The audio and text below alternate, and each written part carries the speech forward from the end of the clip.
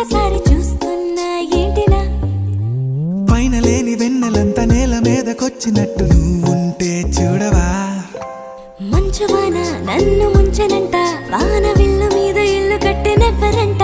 ఈ లోకమంతా నిన్ను చూసినంట